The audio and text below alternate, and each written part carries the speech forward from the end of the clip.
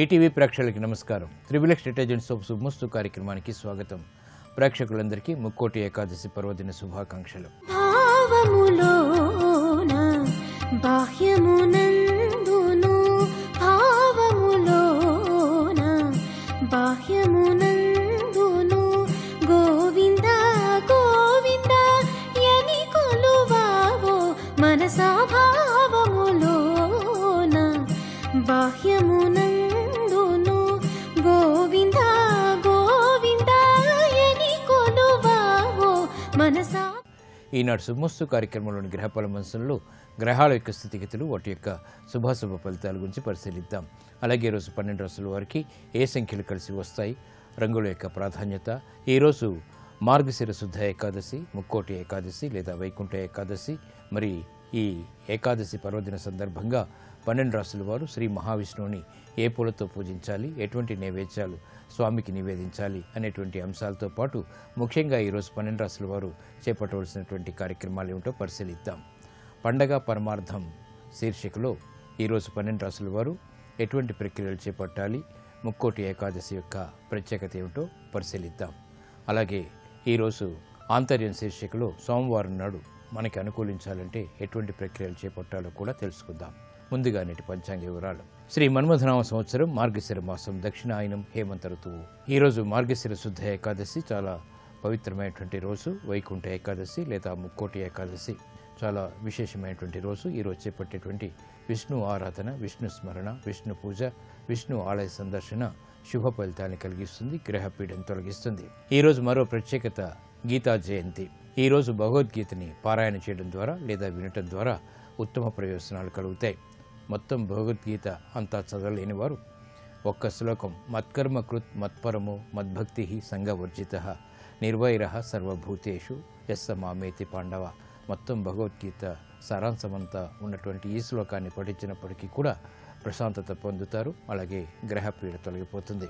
ఈరోజు వారం ఇందువారం లేదా సోమవారం. ఈరోజు చేపట్టేటువంటి ఆధ్యాత్మిక కార్యక్రమాలు, పుణ్య కార్యక్రమాలు చంద్రుడి ద్వారా ఏర్పడేటువంటి ప్రతికూల పరిస్థితిని దూరం చేస్తుంది, ప్రశాంతతని పెంచుతుంది. చంద్రుడు మనఃకారకుడు కాబట్టి ఈరోజు చేపట్టేటువంటి మంచి మంచి కార్యక్రమాలన్నీ కూడా ప్రశాంతతని పెంపొందింపచేసి మానసిక రుగ్మతల్ని దూరం చేస్తుంది. ఈరోజు నక్షత్రం అశ్విని నక్షత్రం. ఈ అశ్విని నక్షత్రంలో ఈరోజు పుట్టేటువంటి వారికి మొదటి పాదంలో పుట్టినట్టయితే శాంతి తప్పనిసరి. అలాగే ఈరోజు అశ్విని నక్షత్రంలో పుట్టేటువంటి వారికి కేతు మహాదశతోటి ప్రారంభమవుతుంది. ప్రస్తుతం కేతువు యొక్క స్థితి మీ నక్షత్ర స్థితి, కుజుడు యొక్క వీక్షణ ఉంది కాబట్టి ఇది ఆకస్మిక ప్రతికూలతని కలిగించే అవకాశం ఉన్నందున ఈ దోష నివృత్తికి గణపతి హోమం బాగా సహకరిస్తుంది. ఇక ఈరోజు 12 రాసుల వారికి ఏర్పడేటువంటి శుభాశుభ ఫలితాన్ని పరిశీలిద్దాం. ముందుగా మేషరాశి. ఈరోజు మేషరాశి వారిని పరిశీలించినట్లయితే ఆహ్లాద సంఘటన గృహరీత్యా చోటు చేసుకుంటే మాతృ సంబంధిత వ్యవహారాల్లో విజయాలు సాధించగలుగుతారు. శ్రమ అధికంగా ఉన్నప్పటికీ ఆర్థిక వ్యవహారాల్లో విజయాలు ఆనందాన్ని కలిగిస్తాయి. వృత్తి, వ్యాపార, ఉద్యోగ సంబంధిత కార్యక్రమాల్లో ప్రోత్సాహాన్ని పెంపొందింప చేసుకోవడానికి చేసేటువంటి ప్రయత్నాలు కూడా కలిసి వస్తాయి, ఆనందాన్ని పెంపొందింపచేస్తాయి. వైద్య వృత్తి వారికి చేపట్టేటువంటి కార్యక్రమాల్లో ఆశించినటువంటి ప్రయోజనాలు దక్కుతాయి. వృత్తిలో గౌరవ మర్యాదల్ని ఇనుమడింప చేసేటువంటి కార్యక్రమ నిర్వహణ తద్వారా ఆనందకర పరిస్థితులు తారసపడతాయి. వైజ్ఞానిక రంగం వారికి చేపట్టేటువంటి కార్యక్రమాల్లో ప్రోత్సాహం లభిస్తుంది. నూతన అంశాలని పరిశీలన ద్వారా చేపట్టేటువంటి కార్యక్రమాల ద్వారా విజయాలు సిద్ధిస్తాయి, ఆనందాన్ని కలిగిస్తాయి. మహిళలకు శుభ సంఘటనలు చోటు చేసుకుంటే గృహంలో శాంతి సౌఖ్యాల్ని పెంపొందింపచేసేటువంటి సంఘటనలు ఆనందాన్ని కలిగిస్తాయి. ఈ రోజు మీ అదృష్ట సంఖ్య 2. తెలుపు వర్ణం ప్రశాంతతను పెంచుతుంది, ప్రతికూల పరిస్థితులను దూరం చేస్తుంది. వైకుంఠ ఏకాదశి సందర్భంగా మేషరాశి వారు శ్రీ మహావిష్ణువుని తులసి దళాలతో పూజించి పులిహోరని నైవేద్యంగా నివేదించడం ద్వారా శాంతి సౌఖ్యాలు గృహంలో పెంపొందింప చేసుకోగలుగుతారు. వ్యాపార ఒప్పందాలు ఈరోజు మీకు అనుకూలం. ఈరోజు వృషభ రాశి వారిని పరిశీలించినట్లయితే విదేశీ సంబంధిత లావాదేవీల్లో ప్రోత్సాహం లభిస్తుంది. ఆర్థిక వ్యవహారాల్లో మొదట ప్రతికూలత, తర్వాత అనుకూలత ఏర్పడతాయి. సంబంధ బాంధవ్యాల విషయంలో జాగ్రత్తలు వహించాలి, బాధ్యతలు బాగా పెరుగుతాయి. సక్రమ నిర్వహణకే చేపట్టేటువంటి శ్రమ సఫలీకృతం అవుతుంది. పారిశ్రామిక రంగం వారికి నూతన ప్రణాళికల ద్వారా చేపట్టేటువంటి కార్యక్రమాల్లో ప్రోత్సాహం లభిస్తుంది. వ్యాపార విస్తరణలు వంటివి ఆనందాన్ని కలిగిస్తాయి.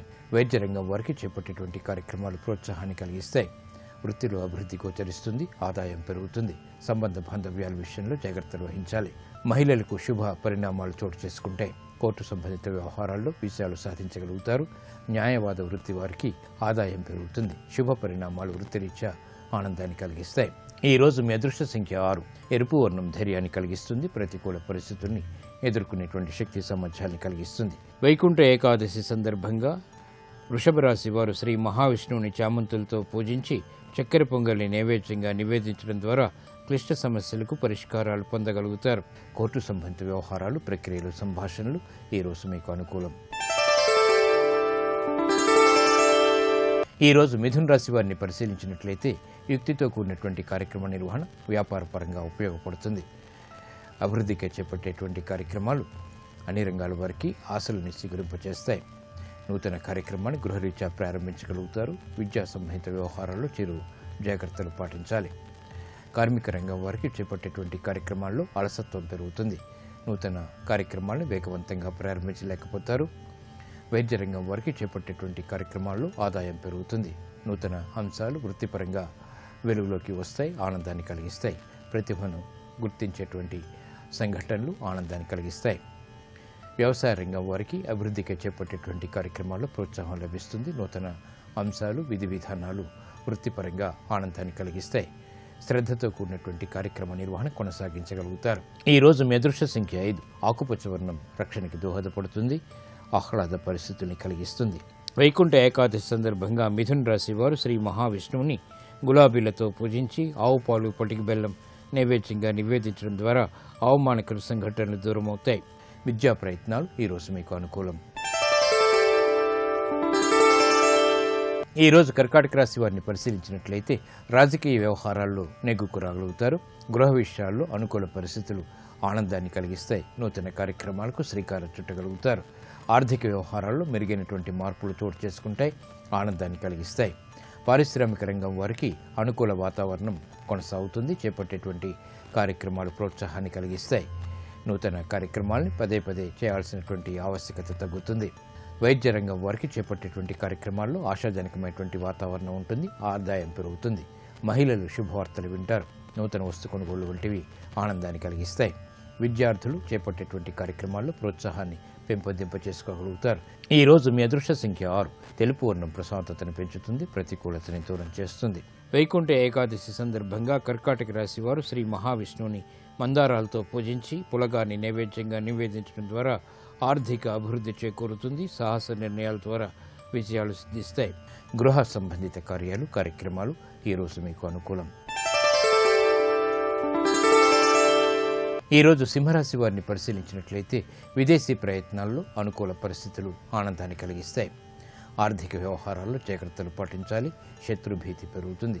నూతన కార్యక్రమాన్ని గృహరీత్యా వెంటనే ప్రారంభించలేకపోతారు. పారిశ్రామిక రంగం వారికి ఆర్థిక వ్యవహారాల్లో ఆచితూచి నిర్ణయాలు తీసుకోవాలి. దూకుడు నిర్ణయాల ద్వారా సమస్యలు ఎదురవుతాయి. కోర్టు సంబంధిత వ్యవహారాల్లో ప్రతికూల పరిస్థితులు తారసపడతాయి. న్యాయవాద వృత్తి వారికి చేపట్టేటువంటి కార్యక్రమాలపై శ్రద్ధ తప్పనిసరి. ఆర్థిక వ్యవహారాల్లో మెరుగైనటువంటి మార్పులకే చేసేటువంటి ప్రయత్నాల్లో ఆటంకాలను చవిచూస్తారు.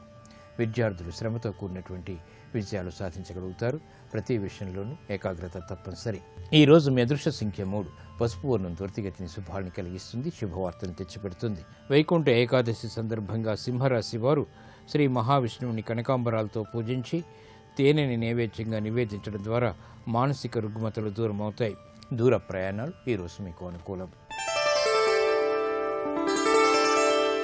ఈ రోజు కన్యారాశి వారిని పరిశీలించినట్లయితే సాహసోపేతమైనటువంటి నిర్ణయాల ద్వారా విజయాలు దగ్గరవుతాయి. గతంలో కన్నా మెరుగైనటువంటి పరిస్థితులు ఆర్థికంగా బలాన్ని చేకూరుస్తాయి. బంధుప్రీతి పెరుగుతుంది. స్నేహితుల ద్వారా లబ్ధి చేకూరుతుంది. నూతన కార్యక్రమాన్ని చకచకా పూర్తి చేయగలుగుతారు. కార్మిక రంగం వారికి ఆశించినటువంటి ప్రయోజనాలు దక్కుతాయి. ఆదాయాన్ని పెంపొందింప చేసుకోగలుగుతారు. గృహంలో ఆనందకర సంఘటనలు కొనసాగుతాయి. వైద్య రంగం వారికి వృత్తిలో అభివృద్ధి గోచరిస్తుంది. నూతన కార్యక్రమాన్ని గృహరీత్యా చేపట్టగలుగుతారు. వినోదాల్లో పాల్గొంటారు. వైజ్ఞానిక రంగం వారికి ఆశించినటువంటి ప్రయోజనాలు చేపట్టేటువంటి పరిశోధన ద్వారా లభిస్తాయి, ఆనందాన్ని కలిగిస్తాయి. వృత్తిలో అభివృద్ధి గోచరిస్తుంది. పారిశ్రామిక రంగం వారికి చేపట్టేటువంటి కార్యక్రమాల్లో ఆదాయాన్ని పెంపొందింప చేసుకోగలుగుతారు. సాహస నిర్ణయాలు తద్వారా విజయాలు చేతికందుతాయి. ఈ రోజు మీ అదృష్ట సంఖ్య 2. ఎరుపు వర్ణం ధైర్యాన్ని కలిగిస్తుంది, ప్రతికూల పరిస్థితిని దూరం చేస్తుంది. వైకుంఠ ఏకాదశి సందర్భంగా కన్యారాశి వారు శ్రీ మహావిష్ణువుని సంపెంగలతో పూజించి పరమాన్నాన్ని నైవేద్యంగా నివేదించడం ద్వారా స్థిరాస్తులు అభివృద్ధి చెందుతాయి. ఆర్థిక లావాదేవీలు, సంభాషణలు ఈరోజు మీకు అనుకూలం. ఈరోజు తులారాశి వారిని పరిశీలించినట్లయితే సంభాషణల ద్వారా ఇతరులను ఆకట్టుకోగలుగుతారు. వినోదాల్లో పాల్గొంటారు. విదేశీ సంబంధిత లావాదేవీలు కలిసి వస్తాయి. శ్రమతో కూడినటువంటి విషయాలు అన్ని రంగాల వారికి దగ్గరవుతాయి. ఆనందాన్ని పెంపొందింపచేస్తాయి. విద్యాబలం చేకూరుతుంది. వైజ్ఞానిక రంగం వారికి చేపట్టేటువంటి కార్యక్రమాల్లో ప్రోత్సాహం లభిస్తుంది. గతంలో చేసినటువంటి పొరపాట్లు సవరించుకోగలుగుతారు. పారిశ్రామిక రంగం వారికి ప్రోత్సాహం లభిస్తుంది. నూతన అవకాశాలు దగ్గరవుతాయి. పెట్టుబడులు రాణిస్తాయి. వైద్య రంగం వారికి చేపట్టేటువంటి కార్యక్రమాల్లో ప్రోత్సాహం లభిస్తుంది. నూతన అవకాశాలు దగ్గరవుతాయి. విద్యార్థులకి శోభతో కూడినటువంటి కార్యక్రమ నిర్వహణ, ఉత్తమ విద్యకే చేపట్టేటువంటి ప్రయత్నాలు పనికి వస్తాయి, లాభిస్తాయి.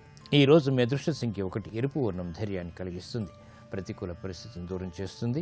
వైకుంఠ ఏకాదశి సందర్భంగా తులారాశి వారు శ్రీ మహావిష్ణువుని తులసి దళాలతో పూజించి పాయసాన్ని నైవేద్యంగా నివేదించడం ద్వారా లాభదాయకమైనటువంటి కార్యక్రమ నిర్వహణ, తద్వారా విజయాలు చేతికందుతాయి. ఏలినాటి శని ద్వారా ఏర్పడేటువంటి ప్రతికూలత తగ్గుతుంది. వాహన కొనుగోళ్లు వంటివి ఈరోజు మీకు లాభిస్తాయి. ఈరోజు వృశ్చిక రాశి వారిని పరిశీలించినట్లయితే స్థిరాస్తి విషయాల్లో ఏర్పడినటువంటి విభేదాలు తగ్గుతాయి. నూతన కార్యక్రమాలను వెంటనే ప్రారంభించగలుగుతారు. శత్రువులు మిత్రులు అవుతారు. లాభదాయకమైనటువంటి కార్యక్రమ నిర్వహణ వ్యాపారపరంగా కొనసాగుతుంది. విద్యాపరమైనటువంటి వ్యవహారాల్లో విజయాలు చేజిక్కించుకోగలుగుతారు. పారిశ్రామిక రంగం వారికి శుభ ప్రయత్నాలు కలిసి వస్తాయి. ఆదాయాన్ని పెంపొందింప చేసుకోగలుగుతారు. యుక్తితో కూడినటువంటి ప్రణాళికలు తద్వారా విజయాలు చేతికందుతాయి. ఆదాయాన్ని పెంచుతాయి. వైద్య రంగం వారికి వృత్తిలో అభివృద్ధి గోచరిస్తుంది. ఆదాయాన్ని పెంపొందింప చేసుకోగలుగుతారు. విద్యార్థులు శ్రమతో కూడినటువంటి కార్యక్రమ నిర్వహణ, తద్వారా ఆశించినటువంటి ప్రయోజనాన్ని పొందగలుగుతారు. పట్టుదలతో కూడినటువంటి కార్యక్రమాలు, ఆశించినటువంటి ప్రయోజనాలు పెంపొందింప చేసుకోగలుగుతారు. ఈ రోజు మీ అదృష్ట సంఖ్య 6. తెలుపు వర్ణం ప్రశాంతతను పెంచుతుంది, ప్రతికూల పరిస్థితిని దూరం చేస్తుంది. వైకుంఠ ఏకాదశి సందర్భంగా వృశ్చిక రాశి వారు శ్రీ మహావిష్ణువుని పారిజాతాలతో పూజించి పంచామృతాలు నైవేద్యంగా నివేదించడం ద్వారా జన్మశని ద్వారా ఏర్పడేటువంటి ఆరోగ్య రుగ్మతలు కనుమరుగవుతాయి. విదేశీ సంబంధిత లావాదేవీలు, ప్రక్రియలు, సంభాషణలు ఈరోజు మీకు అనుకూలం. ఈరోజు ధనుస్సు రాశి వారిని పరిశీలించినట్లయితే ఆర్థిక బలాన్ని పెంపొందింప చేసుకోవటానికి చేసేటువంటి ప్రయత్నాలు కలిసి వస్తాయి. నూతన ఆశలు, గృహరీత్యా చిగురింప చేసేటువంటి సంఘటనలు ఆనందాన్ని కలిగిస్తాయి. శుభవార్తలు వింటారు. అదృష్ట సంఘటనల్ని గృహరీత్యా ఆహ్వానించగలుగుతారు.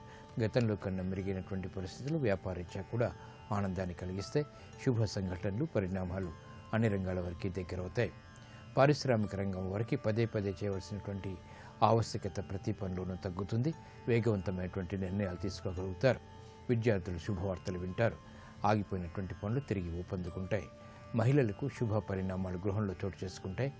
గతంలో చేసినటువంటి పొరపాట్లు సవరించుకునేటువంటి అవకాశాలు దగ్గరవుతాయి. ఈరోజు మీ అదృష్ట సంఖ్య 5. ఆకుపచ్చ వర్ణం రక్షణకి దోహదపడుతుంది, ప్రతికూల పరిస్థితిని దూరం చేస్తుంది. వైకుంఠ ఏకాదశి సందర్భంగా ధనస్సు రాశి వారు శ్రీ మహావిష్ణువుని ఎర్రగన్నేరు పూలతో పూజించి పొంగల్ని నైవేద్యంగా నివేదించడం ద్వారా అదృశ్య సంఘటనల్ని ఆహ్వానించగలుగుతారు. భాగ్య బృహస్పతి ద్వారా శుభ పరిణామాలు చోటు చేసుకుంటాయి. వ్యాపార నిర్ణయాలు ఈరోజు మీకు అనుకూలం. ఈరోజు మకర రాశి వారిని పరిశీలించినట్లయితే లాభదాయకమైనటువంటి కార్యక్రమ నిర్వహణ ద్వారా వ్యాపారపరంగా అభివృద్ధిగా చేపట్టేటువంటి కార్యక్రమాల్లో కొంత ఊరట పరిస్థితులు ఏర్పడతాయి. శ్రమ అధికంగా ఉంటుంది. నిరుత్సాహ పరిస్థితుల నుంచి బయటికి రాగలుగుతారు. పిల్లల విషయంలో శ్రద్ధ తప్పనిసరి. ఆర్థిక రంగం వారికి చుక్కెదురు పరిస్థితులు తారసపడతాయి. జాగ్రత్తతో కూడినటువంటి నిర్ణయాలు తప్పనిసరి. పారిశ్రామిక రంగం వారికి అవకతవకలు ఏర్పడినప్పటికీ తిరిగి సరిదిద్దుకునేటువంటి ప్రయత్నాలు ముమ్మరం చేయగలుగుతారు. మహిళలు శోభతో కూడినటువంటి కార్యక్రమ నిర్వహణ కొనసాగించగలుగుతారు. వృత్తిలో అభివృద్ధి గోచరిస్తుంది. నూతన కార్యక్రమాలు గృహరీత్యా చేపట్టగలుగుతారు. ఈ రోజు మీ అదృష్ట సంఖ్య 3. పసుపు వర్ణం త్వరితగతిన శుభాలను కలిగిస్తుంది, ప్రతికూల పరిస్థితిని దూరం చేస్తుంది. వైకుంఠ ఏకాదశి సందర్భంగా మకర రాశి వారు శ్రీ మహావిష్ణువుని గులాబీలతో పూజించి పానకం వడపప్పు నైవేద్యంగా నివేదించడం ద్వారా అష్టమ బృహస్పతి ద్వారా ఏర్పడేటువంటి ప్రతికూల పరిస్థితులు మటుమాయమవుతాయి. ఆధ్యాత్మిక కార్యాలు కార్యక్రమాలు ఈరోజు మీకు అనుకూలం. ఈరోజు కుంభరాశి వారిని పరిశీలించినట్లయితే ఉద్యోగపరమైనటువంటి చిరాకులు ఉన్నప్పటికీ నెట్టుకు రాగలుగుతారు. వ్యాపార విషయాలు మాత్రం సాధించగలుగుతారు. నూతన కార్యక్రమాలు గృహరీత్యా ఆనందాన్ని కలిగిస్తాయి. గృహ ఉపయోగ కొనుగోళ్లు వంటివి ఆనందాన్ని కలిగిస్తాయి. లాభదాయకమైనటువంటి కార్యక్రమ నిర్వహణ విద్యాపరంగా కొనసాగుతుంది. ఆనందకర పరిస్థితులు అన్ని రంగాల వారికి దగ్గరవుతాయి. వినోదాల్లో పాల్గొంటారు. వ్యాపార రంగం వారికి ప్రయత్నపూర్వకంగా చేపట్టేటువంటి కార్యక్రమాలు కలిసి వస్తాయి. ఆదాయం పెరుగుతుంది. శుభతో కూడినటువంటి కార్యక్రమ నిర్వహణ మహిళలకు ఆనందాన్ని కలిగిస్తుంది. శుభ సంఘటనలు గృహంలో చోటు చేసుకుంటే శుభవార్తలు వింటారు. ఈరోజు మీ అదృష్ట సంఖ్య 9. ఎరుపు వర్ణం ధైర్యాన్ని కలిగిస్తుంది. ప్రతికూల పరిస్థితిని దూరం చేస్తుంది. వైకుంఠ ఏకాదశి సందర్భంగా కుంభరాశి వారు శ్రీ మహావిష్ణువుని చామంతులతో పూజించి ఆవు పాలు వెన్న నైవేద్యంగా నివేదించడం ద్వారా శుభవార్తలు వింటారు. విదేశీ సంభాషణలు లావాదేవీలు ఈరోజు మీకు అనుకూలం. ఈరోజు మీనరాశి వారిని పరిశీలించినట్లయితే ఆదాయం పెరుగుతుంది. సంభాషణలు రుచిస్తాయి. నూతన కార్యక్రమాలు వేగవంతంగా ప్రారంభించగలుగుతారు. కోర్టు సంబంధిత వ్యవహారాల్లో విజయాలు సిద్ధిస్తాయి. వృత్తి వ్యాపార ఉద్యోగ సంబంధిత కార్యక్రమాల్లో ప్రోత్సాహాన్ని క్రమక్రమంగా పొందగలుగుతారు. వైద్య రంగం వారికి చేపట్టేటువంటి కార్యక్రమాల్లో ప్రోత్సాహం లభిస్తుంది. ఆదాయం పెరుగుతుంది. వైజ్ఞానిక రంగం వారికి అభివృద్ధికి చేపట్టేటువంటి కార్యక్రమాలు కలిసి వస్తాయి. పారిశ్రామిక రంగం వారికి ప్రోత్సాహం పెరుగుతుంది. రాజకీయ రంగం వారికి చేపట్టేటువంటి నిర్ణయాలు కలిసి వస్తాయి. ఆదాయాన్ని యుక్తితో పెంపొందింప చేసుకోగలుగుతారు. అభివృద్ధికి చేపట్టేటువంటి కార్యక్రమాలు విద్యార్థులకు కలిసి వస్తాయి. ఈ రోజు మీ అదృష్ట సంఖ్య 3. పసుపు వర్ణం త్వరితగతిన శుభాలను కలిగిస్తుంది. శుభవార్తలు తెచ్చిపెడుతుంది. వైకుంఠ ఏకాదశి సందర్భంగా మీనరాశి వారు శ్రీ మహావిష్ణువుని తులసి దళాలతో పూజించి పులిహోరని నైవేద్యంగా నివేదించడం ద్వారా ఉద్యోగ అభివృద్ధి ఏర్పడుతుంది. ఆరోగ్య పరీక్షలు ఈరోజు మీకు అనుకూలం.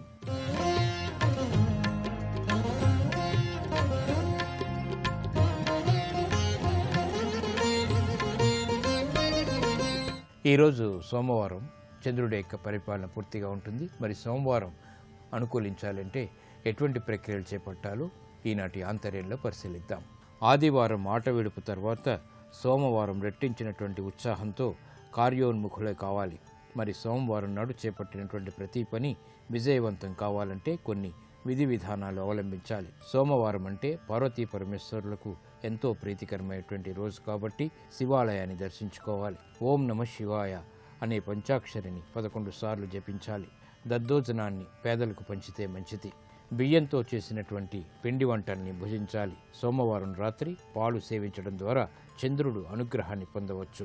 సోమవారం తెల్లటి దుస్తులను ధరించడం ద్వారా కార్యజయం మానసిక ప్రశాంతత ఏర్పడతాయి. సోమవారం నాడు సంగీత నృత్య భూ సంబంధిత వ్యవహారాలకు చాలా మంచిది. వాస్తుపరమైనటువంటి మార్పులు చేర్పులకి కూడా ఈ సోమవారం అనుకూలిస్తుంది. సోమవారం నాడు సౌమ్యవంతంగా అందరితో వ్యవహరించడం వల్ల ఆ వారం అంతా కూడా మీకు ఆనందకర సంఘటనలు చోటు చేసుకుంటాయి. శివుణ్ణి చంద్రుణ్ణి దుర్గాదేవిని స్మరించుకుని సోమవారం నాడు ఏ కార్యమైనా ఆరంభించినట్లయితే విజయం తథ్యం.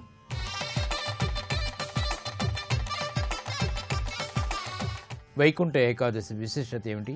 వైకుంఠ ఏకాదశి రోజున ఎటువంటి ప్రక్రియలు చేపట్టాలో పండగ పరమార్థం శీర్షికలో పరిశీలిద్దాం. ఏకాదశి శ్రీహరికి ప్రీతికరమైనటువంటి రోజు. సంవత్సర కాలంలో వచ్చే 24 ఏకాదశుల్లో శ్రావణ కార్తీక మార్గశిర మాసాల్లో వచ్చేటువంటి ఏకాదశులు ముఖ్యమైనవి. వీటన్నిటికంటే ధనుర్మాసంలో శుక్లపక్షంలో వచ్చే ఏకాదశి శ్రేష్టమైంది. దీన్నే వైకుంఠ ఏకాదశి ముక్కోటి ఏకాదశి అంటారు. ముక్కోటి దేవతలైన బ్రహ్మ వరుణ ఇంద్ర రుద్రగణాలు రాక్షసులపై విజయం సాధించడానికి శ్రీ మహావిష్ణువు అనుగ్రహం కోరి వైకుంఠ ఉత్తర ద్వారం గుండా ప్రవేశించి ఆయన దర్శన ప్రాప్తి పొందినటువంటి పర్వదినం. సూర్యుడు ధనస్సులో ప్రవేశించిన అనంతరం మకర సంక్రమణం వరకు జరిగే మార్గలి మధ్య వైకుంఠ ఏకాదశి వస్తుంది. ఉత్తరాయణ పుణ్యకాలానికి ముందు ముక్కోటి దేవతలతో కూడి ఉన్న మహావిష్ణువును ఈరోజు ఉత్తర ద్వారం నుంచి ప్రవేశించి దర్శిస్తే ఐహిక సుఖాలతో పాటు స్వర్గప్రాప్తి లభిస్తుందని భక్తుల విశ్వాసం. ఈ పర్వదినాన్న శ్రీ మహావిష్ణువుని తులసి దళాలతో పూజించి విష్ణు సహస్రనామాన్ని భక్తి శ్రద్ధలతో పఠించడం ద్వారా లేదా వినటం ద్వారా గ్రహశాంతి ఏర్పడుతుంది. ప్రశాంత పరిస్థితులు గృహంలో చేకూరుతాయి.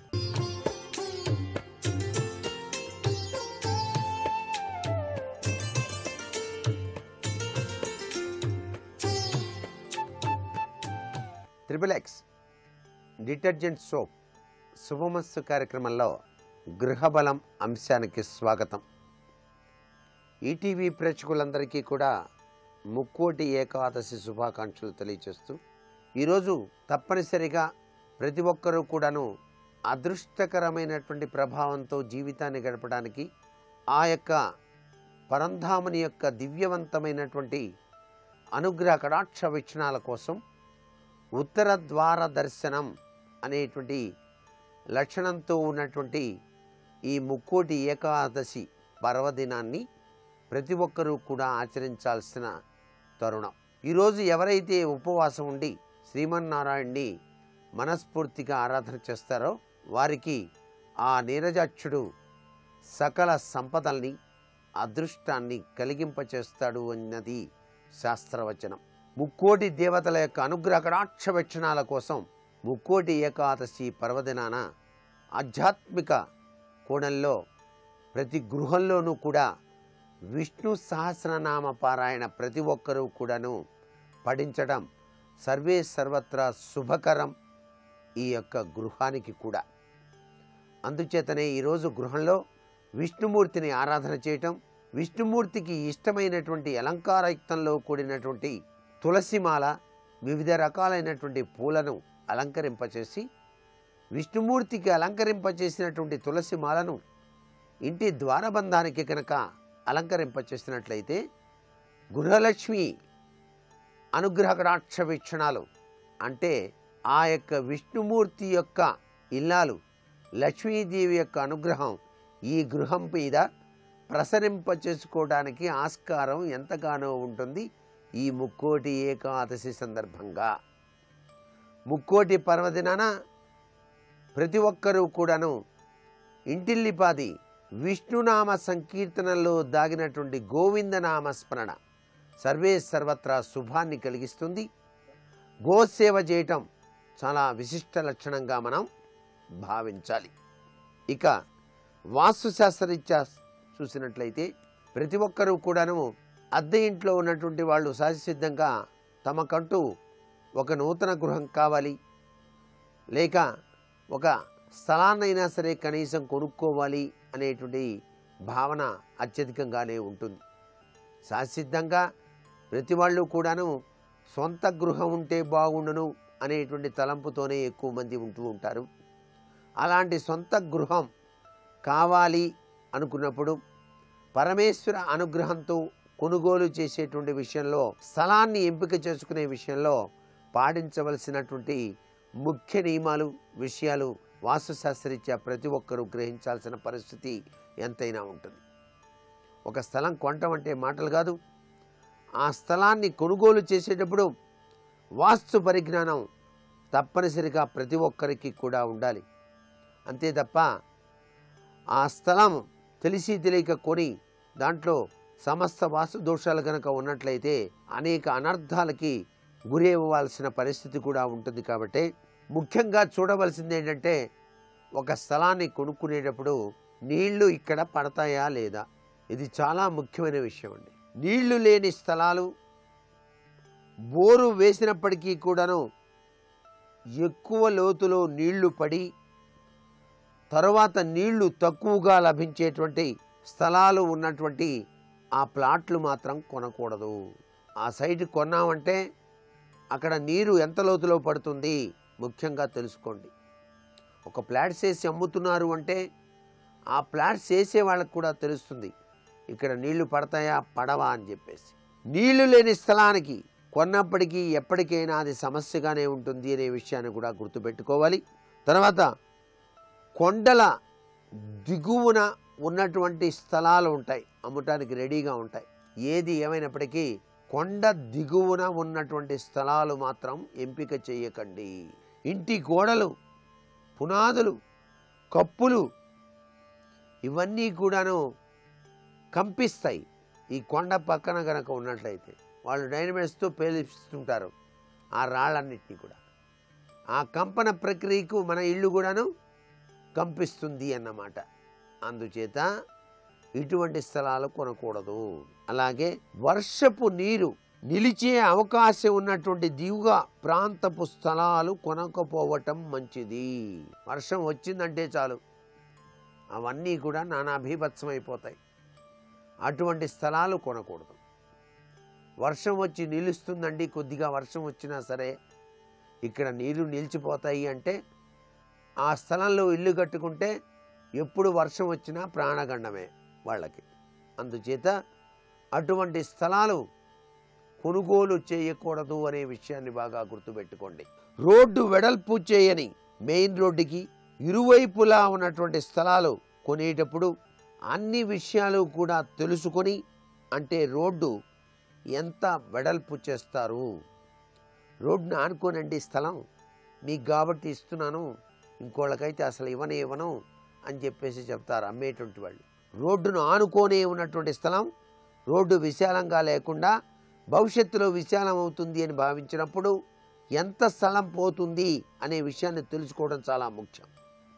అలా తెలుసుకోకుండా స్థలం కొన్నట్లయితే, ఇల్లు కట్టినట్లయితే ఇల్లు కూడాను రోడ్డు ఎక్స్టెన్షన్ చేయటం వల్ల తొలగించబడుతుంది సుమా.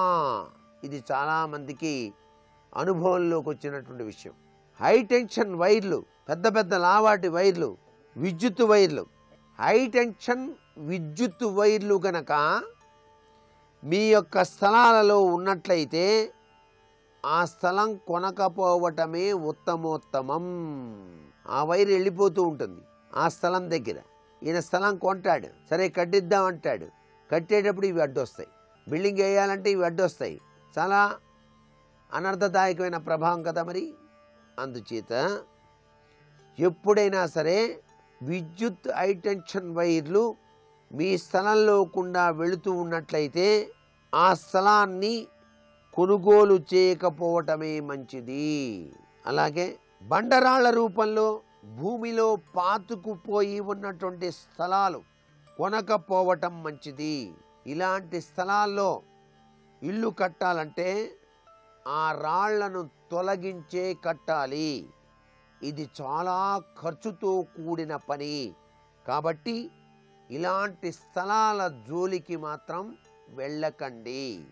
రైల్వే ట్రాక్ టచ్ అయినటువంటి స్థలాలు ఉంటాయి కొన్ని. ఆ రైల్వే ట్రాక్కి సమీపంలో ఉండేటువంటి స్థలాలు వీలైనంత వరకు కొనకపోవటమే మంచిది సుమా. మరికొన్ని ముఖ్య విషయాలు రేపటి శుభమస్తు కార్యక్రమంలో తెలుసుకుందామా మరి. సర్వే జనా సుఖినో భవంతు.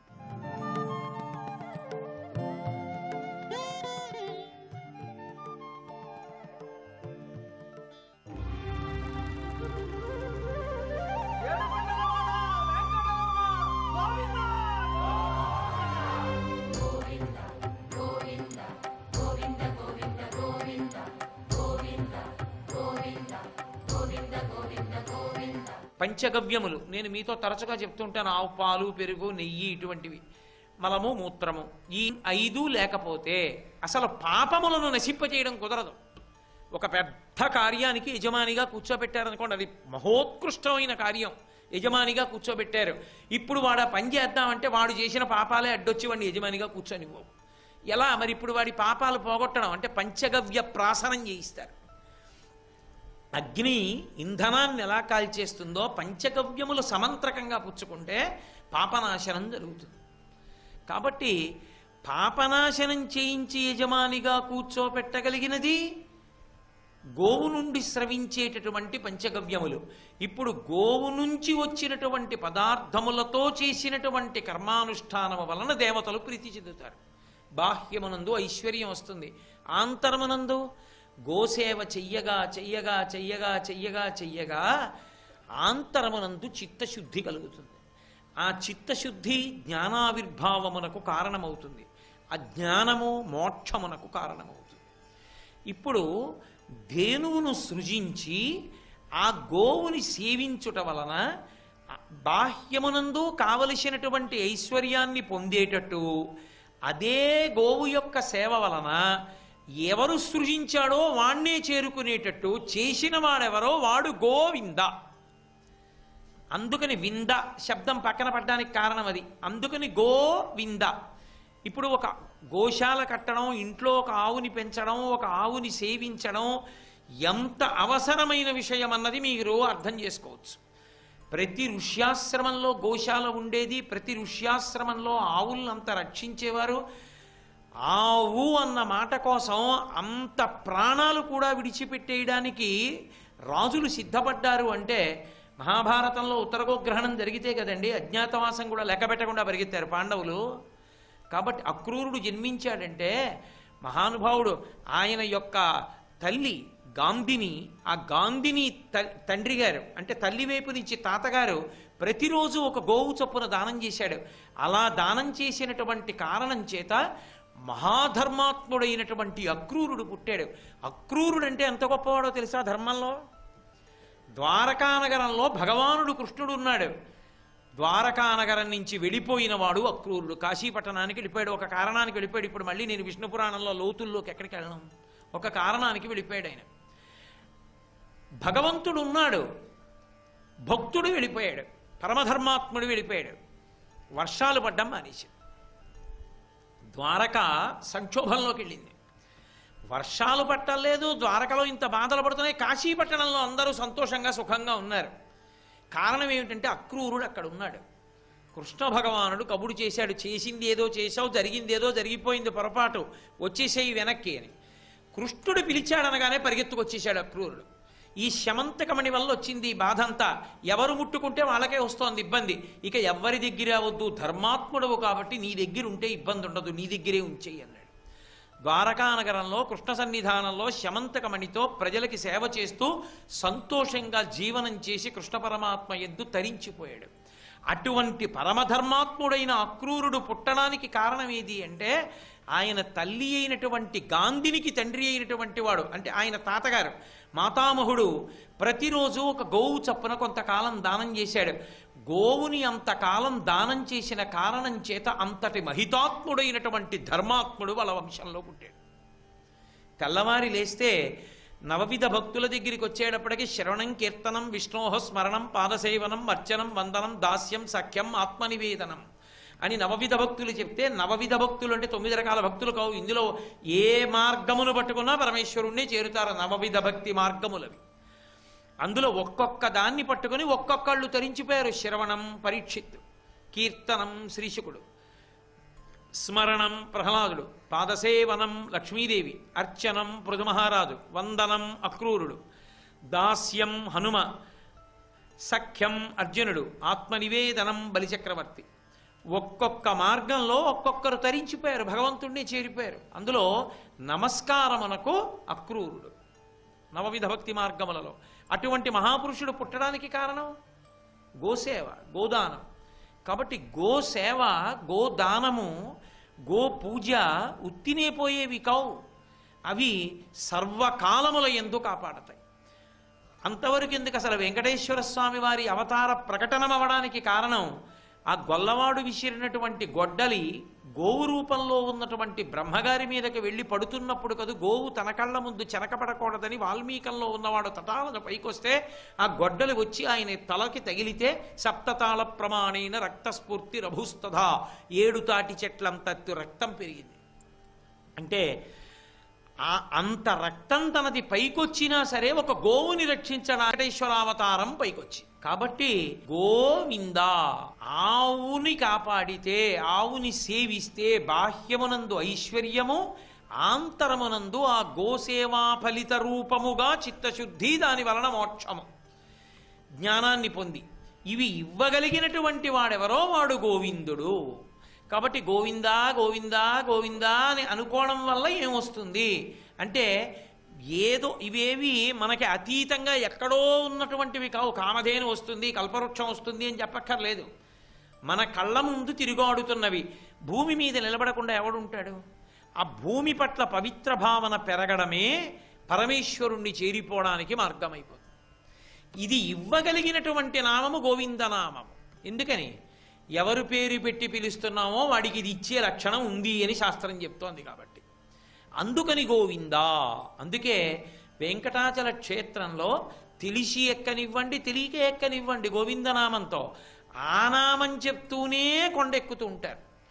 కారణం గోవింద అన్నప్పుడు గో అంటే ఇంద్రియములు, వింద అంటే వాటి ద్వారా ఆయన్ని చేరవచ్చు, లేదా అవి ఆయనవై ఉన్నవి, వాటి పట్ల జాగరూకత, రక్షణ భావము ఈశ్వరుణ్ణి చేరడానికి కారణము.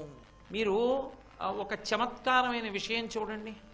మనం ఏడుకొండలు ఎక్కడం అని ఒక ప్రక్రియ. ఇవాళ ఏడుకొండల మీదకి వెళ్ళడానికి ఎన్నో వాహనాలు వచ్చాయి.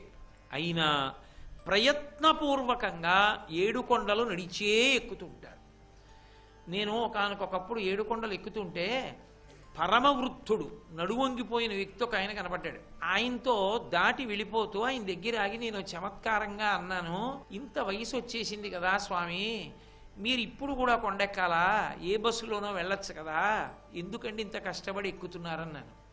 ఆయన నా వంక తిరిగి ఇలా చూసి అన్నాడు, నేను 8వ ఏట నుంచి కొండెక్కుతున్నా, నాకు 85 ఏళ్ళు, నేను ఎక్కినట్టు నువ్వు ఎక్కగలవా? నేను తెల్లబోయా. నేను ఎక్కినట్టు నువ్వు ఎక్కగలవా అంటే ఏమిటి అన్నాను. నేను మెట్టు మీద కాలేస్తే గోవిందా, మెట్టు మించి కాలు తీస్తే గోవిందా, అది నన్ను ఎక్కిస్తుంది, నువ్వు ఎక్కు అన్నాడు. నాకు అనుభవంలోకి వస్తే కదండి తెలిసేది ఏదైనా. ఏమిటి పెద్ద ఆయన ఇలా అంటాడు, ఈయనతోనే చెప్పలేనా అని ఆయన గోవింద గోవింద గోవింద గోవింద అంటున్నాడు, ఎక్కేస్తున్నాడు. నేను గోవింద గోవింద అంటూ ఎక్కే ప్రయత్నం చేశా. ఓ 100 మెట్లు ఎక్కేటప్పటికి ఆయాసం వచ్చి ఆగా. నేను ఆగా ఆయన వెళ్ళా నేను కొంతసేపు చూసేటప్పటికి ఆయన అంత దూరం వెళ్ళి వెనక్కి తిరిగి నన్ను చూసి నవ్వాడు. నేను తెల్లబోయాను. గోవింద అన్న నామంతో ఎక్కుతూ ఉంటారు, ఇంకొక నామం చెప్పరు. ఏడుకొండలవాడ, వెంకటరమణ, గోవింద గోవింద ఇంత కూడా చెప్పరు. గోవింద గోవింద గోవింద గోవింద గోవింద గోవింద అంటూ ఎక్కేస్తుంటారు. గోవింద అంటూ ఎక్కేయడం అన్న మాటకు అర్థం ఏమిటో తెలుసా? అసలు గోవింద అన్న నామంతో ఎందుకు ఎక్కుతారంటే కొండ అదే ఈశ్వరుడి దగ్గరికి చేర్చేస్తుంది ఆ నామం. ఎలా అంటారేమో, గో అంటే ఇంద్రియములు, ఇంద్రియములకు సాధారణంగా ఉండే లక్షణం ఏమిటంటే పతనం చేస్తాయి. అవి ఎప్పుడూ కూడా భోగకారకములైనటువంటి వాటిని మాత్రమే అడుగుతాయి తప్ప భోగకారకములు కానటువంటి వాటి జోలికి ప్రయత్నపూర్వకముగా అవి వెళ్ళవు. అటువంటి ఇంద్రియములకు ఒక లక్షణం ఉంటుంది. అవి ఎంత చెడ్డవి అని మీరు కన్ను ఇంద్రియాలంటే ఏవో కాదండి, కళ్ళు, చెవులు, ముక్కు, నాలుక, చర్మము, కర్మేంద్రియాలు, 5 కాళ్ళు, చేతులు లాంటివి. ఇప్పుడు ఇందులో ప్రధానంగా జ్ఞానేంద్రియాలు ఎప్పుడైనా ప్రయత్నపూర్వకంగా ఏదో భగవత్ స్వరూపాన్ని కోరుదాం, లేకపోతే రామాయణం చదువుకుందాం, లేకపోతే ప్రసాదం తిందాం అలా అంటా ఏంటి? ఎప్పుడు భోగాలే కోరుతాయి. భోగాలే కోరుతాయని చెప్పబడేటటువంటి ఇంద్రియములు కూడా ఒకానొక సమయంలో విశేషమైన ఉపకారం చేస్తాయి. అందుకే ఇంద్రియాణి ప్రమాణ్యాహు అంటాడు భగవద్గీతలో కృష్ణ భగవానుడు. ఇంద్రియములు కూడా ఆహుహు, పెద్దలు చెప్పిన మాట నేను చెప్పట్లేదన్నాడు. శాస్త్రం తెలిసిన వాళ్ళు చెప్పిన మాట. ఇంద్రియములు కూడా బలవత్తరములే మనిషిని గట్టెక్కించడంలో. ఎలా? ఒక కారణం చేత గట్టెక్కిస్తాయి. ఎలా గట్టెక్కిస్తాయంటే, ఇంద్రియములు భోగములను అపేక్షిస్తాయి. ఏదో చూడకూడంది చూస్తానంటుంది, వినకూడంది వింటానంటుంది. అదే ఇంద్రియం భగవంతుడి దగ్గర కూర్చున్నప్పుడు పరవశంతో చూడడం దానికి అలవాటైందనుకోండి. అదే చెవి మంచి విషయాలని విని లోపలికి పంపించడం మొదలుపెట్టింది అనుకోండి. అదే ముక్కు భగవంతుడికి నైవేద్యం పెట్టినటువంటి ప్రసాదం నుంచి వచ్చిన వాసన, ఈ వెంకటేశ్వర స్వామి వారికి అలంకారం చేసిన తోమాల నుంచి వచ్చిన వాసన, ఈ రెండిటికి మురిసిపోవడం దానికి అలవాటు అయిపోయింది అనుకోండి. ఇప్పుడు కన్ను ఇంతదే కావచ్చు, కనుగుడ్డు ఎంత ఉంటుందండి? ఇంత ఉంటుంది. ఇంత చిన్న కనుగుడ్డుతో పర్వతాల పంక్తులు చూస్తున్నావా, చూడలేదా? అదే కంటితో ఈశ్వరుని యొక్క రూపాన్ని చూస్తున్నావా లేదా? ఆ ఇంద్రియములు పుణ్య సముపార్జనకు, చిత్తశుద్ధి కొరకు ప్రవర్తించడానికి కావలసిన హేతువుని కూడా ఏర్పాటు చేస్తాయి. 2 ఆంతర ప్రక్రియ ఏమిటో తెలుసా? కొండ ఎక్కడానికి ఇంద్రియాల గురించి ఆలోచించడానికి ఓ సంబంధం ఉంటుంది. మీరు బాగా పట్టుకునే ప్రయత్నం చెయ్యాలి. కొండ ఎక్కడం మొదలుపెట్టాడు ఎందుకు? కొండెక్కడం ప్రయోజనమా, వెంకటేశ్వర స్వామి దర్శనం ప్రయోజనమా? వెంకటేశ్వర స్వామి దర్శనం ప్రయోజనం. ఎంతసేపు కొండెక్కుతావు? వెంకటేశ్వర స్వామి వారి యొక్క దర్శనం అయ్యే వరకు కొండెక్కుతావు కదూ. ఆ క్రమంలో కొండెక్కుతూ ఒక్కొక్క కొండ గోవింద గోవింద గోవింద గోవింద అంటూ దాటుకుంటూ ఆనందనిలయంలోకి వెళ్ళిపోయావు. ఎదురుగుండా వెంకటేశ్వరుడు కనపడ్డాడు. ఏం చేస్తావు ఇప్పుడు? ఇక వెళ్ళవు, ఇక కదలవు కదూ, నిలబడిపోతాం. నిలబడిపోయి ఏం చేస్తాం? ఆయన వంక అలా చూస్తూ నిలబడిపోతాం తప్ప ఆయన్ని కూడా దాటి వెళ్ళిపోతాం ఏమైనా. అందుకే ఇక గర్భాలయానికి వెనకగోడ తప్ప ఇంకేం ఉండదు, ద్వారం ఉండదు. ఆయన్ని దాటి వెళ్ళడానికి ఇంకేం లేదు, అదే హద్దు. అక్కడికి వెళ్ళి నిలబడిపోతాం. అక్కడికి వెళ్ళి నిలబడిపోవడానికి ఆయనని ఎవరైనా తెచ్చారా? ఆయన అక్కడ నించున్నాడా? కొండ కాదు, ఆయన ప్రధానం. ఆయన నించున్నాడు అక్కడ. ఆయనని ఎవరూ తెచ్చి పెట్టలేదు. నకృతం దైవ సంఘైశ్చ నకృతం విశ్వకర్మణ స్వేచ్ఛయా క్రీడతే తత్ర ఇచ్ఛారూపం విరాజిత అని. ఆయన్ని విశ్వకర్మ చెక్కలేదు, ఎవరు దేవతలు ప్రతిష్ఠ చేయలేదు. ఆయనంతా ఆయన అలా నిలబడి ఉన్నాడు. ఇప్పుడు ఆయన దగ్గరికి వెళ్ళగానే ఇక వెళ్ళవలసిన అవసరం లేకుండా నిలబడిపోతున్నాం. అది ఆ కొండ ఎక్కేటటువంటి ప్రక్రియలో ఆయన దగ్గరికి వెళ్ళి ఆగిపోవడం ఎలా ఉంటుందో, తెలిసో తెలియకో కొండ ఎక్కుతున్నప్పుడు గోవింద గోవింద గోవింద గోవింద అంటూ ఎక్కుతాం కదూ. అది లోపల గోవిందాగా ఎలా మారుతుందో తెలుసా? ఒక సాధనగా మారుతుంది. ఇంద్రియములకు బలం ఎక్కడిది? ఇంద్రియముల వలన భోగము, ఇంద్రియముల వలన స్పృహ ఎందుకు కలుగుతాయి? ఇప్పుడు ఒక కన్ను చూసిన దాన్ని పట్టుకుంది అంటే ఎవరితో కలిస్తే పట్టుకుంటుంది? కన్ను మనసుతో కలిస్తే. కన్ను చూసిన దాన్ని మనసు పట్టుకుంది అనుకోండి, ఇప్పుడు చూసినది లోపలికి ముద్రణ పొందుతుంది, చేరుతుంది. ఇప్పుడు మనసు దేని వల్ల ప్రకాశించి పట్టుకుంది? ఇంద్రియం యొక్క శక్తిని. ఇంద్రియం చూసిన దాన్ని మనసు ఎలా పట్టుకుంది? మనసు వెనక ఉన్నటువంటి బుద్ధి యొక్క తేజస్సు వలన. బుద్ధి మీదకి కాంతి ఎక్కడిది? ఆత్మ నుండి వచ్చినటువంటి తేజస్సు. ఆత్మ కాంతి బుద్ధి మీద పడింది, బుద్ధి కాంతి మనసు మీద పడింది, మనసు కాంతి ఇంద్రియముల మీద పడింది. ఇప్పుడు పైనుంచి కిందకి చూస్తూ వస్తున్నాయి. వెనక్కి వెళ్ళాయనుకోండి పైకెక్కడం, కిందకొస్తే అనుగ్రహ ప్రవాహం, వెనక్కెడితే పైకెక్కాలి ఆత్మ దగ్గరికి. ఎక్కాలంటే ఇంద్రియములకు ఈ లక్షణం ఎక్కడిది? ఈ శక్తి ఎక్కడిది? కన్ను ఎలా చూడగలుగుతోంది అసలు? ఇంత ఉంటుంది కదా, ఇది ఇన్నిటిని ఎలా చూస్తోంది? నానాఛిద్ర ఘటోదర స్థిత మహాదీప ప్రభాభాస్వరం జ్ఞానం యస్యతు చక్షురాదికరణ ద్వారా బహిస్పందతే జానామీతి తమేవ భాంతమనుభాత్యేతత్ సమస్తం జగత్ తస్మై శ్రీ గురుమూర్తయే నమ ఇదం శ్రీ దక్షిణామూర్తయే అంటారు శంకర భగవత్పాదులు. ఓ కుండకి 9 కన్నాలు పెట్టి దీపం పెట్టి కుండ ఓర్లించాం అనుకోండి, కాంతి పైకి వస్తూ ఉంటుంది. ఎవరిది కాంతి? కుండదా, కన్నాలదా, దీపాందా? దీపానిది. అలా ఇంద్రియములు, కన్ను చూడగలుగుతోంది అంటే చూడగలిగినటువంటి శక్తి కంటికి ఎక్కడి నుంచి వచ్చింది? మనసు యొక్క కాంతి ఇంద్రియం మీద పడింది. మనసుకెక్కడిది? బుద్ధి నుంచి వస్తోంది. బుద్ధికి ఎక్కడది? ఆత్మలోంచి వస్తోంది. ఇప్పుడు కింద నుంచి పైకెక్కినప్పుడు ఇంద్రియములకు శక్తి ఎక్కడిది? మనసు. మనసుకి ఎక్కడిది? బుద్ధి. బుద్ధికి ఎక్కడిది? ఆత్మ. ఇది వెనక్కి వెళ్ళడం, పైకి ఎక్కడం. కిందికి రావడం, అనుగ్రహ ప్రసారం జరగడం. దాని వలన సద్వినియోగం చేసుకుంటావో దుర్వినియోగం చేసుకుంటావో, బుద్ధితో ఈశ్వరుడు ఇంద్రియాలు ఇచ్చేశాడు. ఎలా ఉండాలన్నది మన ఇష్టం. ఇక ఆ పైన పాపము పుణ్యముగా అది ఈశ్వరుడు రాసుకుంటాడు.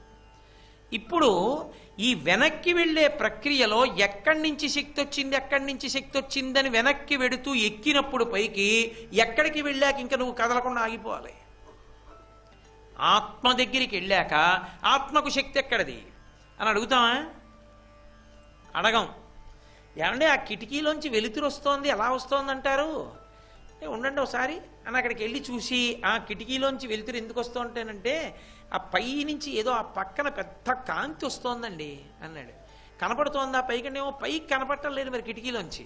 అంటే బయటికి వెళ్ళి చూడండి అంటే తలుపు తీసి బయటికి వెళ్ళి చూశాడు. చూస్తే ఆ పక్క మేడ మీద ఎక్కినటువంటి వ్యక్తి ఒక పెద్ద దీపాన్నో దాన్ని పట్టుకుని నించున్నాడు. ఆ దీపపు కాంతి కిందకొచ్చి కిటికీలోంచి గదిలోకి వచ్చింది. ఇప్పుడు ఎక్కడతో ఆగిపోతావు నీ అన్వేషణ? గదిలోకి కాంతి ఎక్కడి నుంచి వచ్చింది? పక్క మేడ మీద ఉన్నటువంటి వ్యక్తి పట్టుకున్న పెద్ద దీపంలోంచి వస్తోంది. అయిపోయి అంతే. దీపానికి కాంతి ఎక్కడిదని అడుగుతామా? దీపము అంటే కాంతి, కాంతి అంటే దీపము. అవి రెండు పరస్పరం ఒకదాన్నొకటి ఆశ్రయించి ఉంటాయి. అలా ఎక్కడి వరకు వెళ్ళి ఆగిపోతాం? ఆత్మ వరకు వెళ్ళి ఆగిపోతాం. గోవింద గోవింద గోవింద గోవింద అంటే కొండలు ఎక్కడం అంటే ఏమిటి దాని అర్థం? గో అంటే ఇంద్రియములు, ఇంద్రియములకు పరిపాలకుడు ఆయన. ఇప్పుడు ఆయన ఇచ్చిన ఇంద్రియములు కాబట్టి ఆయన ఎందుకు చెప్పారో అందుకు వాడుకోవాలి. ధర్మం. సర్వం శ్రీ ఉమామహేశ్వర పరబ్రహ్మార్పణమస్తు. స్వస్తి.